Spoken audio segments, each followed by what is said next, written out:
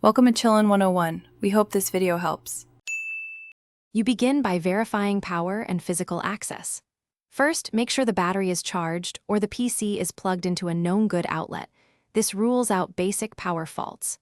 Once done, inspect the start button area for debris or a misaligned cap. Clean gently and test movement. Next, try alternate start methods like an external keyboard power key, the pinhole button, or the OS start menu command. These steps isolate hardware versus software causes and get you ready for deeper fixes. Once you've isolated power and a working button alternative, move into diagnostics. Boot into safe mode or recovery to see if the start button responds without third-party apps. This reveals software conflicts. Next, open Device Manager and update or roll back keyboard and chipset drivers because driver mismatch often blocks start input. Then run System File Checker, SFC, and DISM to repair corrupted OS files, or use System Restore to revert recent problematic changes.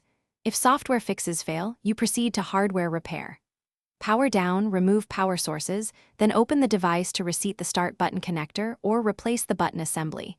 Be gentle and use proper tools, because loose cables cause intermittent failures. Once reassembled, test normal boot and alternative start methods to confirm resolution. If the device is under warranty, contact the manufacturer for authorized service.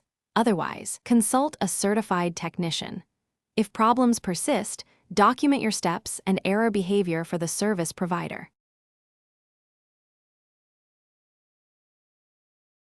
Thanks for watching. Consider subscribing if we helped you.